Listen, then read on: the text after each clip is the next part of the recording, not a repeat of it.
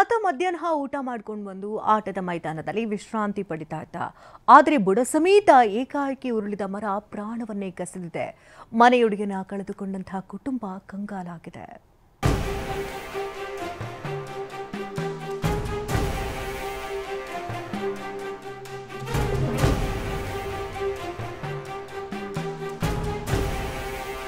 ಬುಡಮೇಲಾದ ಬೃಹತ್ ಮರ ಮೈದಾನದತ್ತ ಬಿದ್ದಿದೆ. ಮರ ಬಿದ್ದಿರೋ ಹೊಡೆತಕ್ಕೆ ಕಬ್ಬಿಣದ ಕಂಬಿಗಳೇ ಬಾಗಿ ಹೋಗಿವೆ.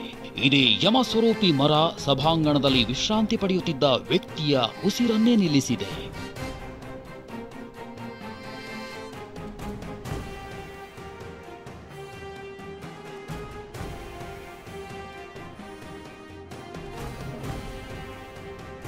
ಮೈದಾನದಲ್ಲಿ ವಿಶ್ರಾಂತಿ ವೇಳೆ ಮರ ಬಿದ್ದು ವ್ಯಕ್ತಿ ದುರ್ಮರಣ. ಬಿಬಿಎಂಪಿ ಮತ್ತು ಸರ್ಕಾರ ಸೂಕ್ತ ಪರಿಹಾರ ನೀಡಲು ಆಗ್ರಹ.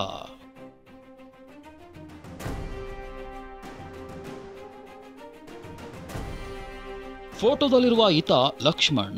ಮಲ್ಲೇಶ್ವರಂನಲ್ಲಿ ವಾಸಿಸಿರುವ ಲಕ್ಷ್ಮಣ್ ಬಿಬಿಎಂಪಿ ಕಸದ ಲಾರಿ ಡ್ರೈವರ್ ಆಗಿದ್ದ. ನಿನ್ನೆ ಸಂಜೆ 4 ಗಂಟೆಯ ಸುಮಾರಿಗೆ ರಾಜಾಜಿನಗರದ ಕೆಎಲ್ಇ ಮೈದಾನದಲ್ಲಿರುವ ಈ ಮೈದಾನದಲ್ಲಿ ವಿಶ್ರಾಂತಿ ಪಡೆಯುತ್ತಿದ್ದ. ಈ ವೇಳೆ ಪಕ್ಕದ ಪಾರ್ಕ್ನಿಂದ ಬೃಹತ್ ಮರ ಲಕ್ಷ್ಮಣ್ ಮೇಲೆ ಬಿದ್ದಿದೆ.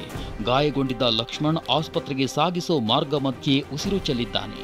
ಇದೀಗ ಕುಟುಂಬದವರು ಕಂಗಾಲಾಗಿದ್ದು ಬಿಬಿಎಂಪಿ ಸರ್ಕಾರ ಪರಿಹಾರ ನೀಡಬೇಕು ಅಂತ ಆಗ್ರಹಿಸಿದ್ದಾರೆ.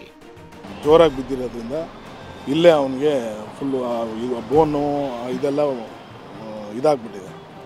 ಹಾಸ್ಪಿಟ್ಲಿಗೆ ಇಲ್ಲಿಂದ ಹೋಗೋಷ್ಟರಲ್ಲಿ ಅವನ ಪ್ರಾಣ ಕಳ್ಕೊಬಿಟ್ಟಿದೆ. ಆ ಮನೆಯವ್ರಿಗೆ ಏನಾದರೂ ಒಂದು ಸರ್ಕಾರ ಕಡೆಯಿಂದ ಒಂದು ಒಳ್ಳೆ ಅವ್ರಿಗೆ ಒಂದು ಏನೋ ಕೆಲಸ. ಒಣಗಿರೋ ಮರ ತೆರವಿಗೆ ಮಾಹಿತಿ ನೀಡಿದ್ವಿ. ಆದರೆ ಬಿಬಿಎಂಪಿ ಅಧಿಕಾರಿಗಳ ನಿರ್ಲಕ್ಷ್ಯದಿಂದ ಜೀವ ಬಲಿಯಾಗಿದೆಯಂತ ಸ್ಥಳೀಯರು ಕಿಡಿಕಾರಿದ್ದಾರೆ. ಇನ್ನು ಮೃತನ ಕುಟುಂಬಕ್ಕೆ ಪರಿಹಾರ ಕೊಡ್ತೀವಿ ಅಂತ ಬಿಬಿಎಂಪಿ ಮುಖ್ಯ ಆಯುಕ್ತರು ಹೇಳಿದ್ದಾರೆ. ನೌಕರಿ ಇತ್ಯಾದಿ ಕೊಡಲಿಕ್ಕೆ ಅವಕಾಶ ಇಲ್ಲ ಮತ್ತು ನಾವು ಪರಿಹಾರ ಹಣವನ್ನು ಸೂಕ್ತ ಇದರಲ್ಲಿ ನೀಡ್ತೇವೆ. ಅದು ಡಿಸೈಡ್ ಮಾಡ್ತೇವೆ. ಅದು ರಿಪೋರ್ಟ್ ಬರುತ್ತೆ ಝೋನಲ್ ಕಮಿಷನರ್ದು, ಅದು ನೋಡಿಕೊಂಡು ಮಾಡ್ತೇವೆ. ಪರಿಹಾರವನ್ನೇನೋ ಕೊಡ್ತಾರೆ, ಆದರೆ ಕಳೆದುಕೊಂಡಿರುವ ಪ್ರಾಣ ಮತ್ತೆ ಬರಲ್ಲ.